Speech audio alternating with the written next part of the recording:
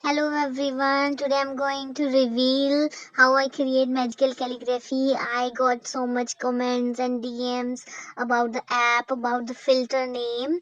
So this video will be informative. Please save this video, and if your text will glow, then tag me on Instagram. So I am using the app named Instagram. The effect which I am using is supersede effect. First, you go to Instagram and open the reel and type the supersede effect in effect area. Then take a black marker and write with whatever you want to write, the name and code, and we'll see your text will also glow.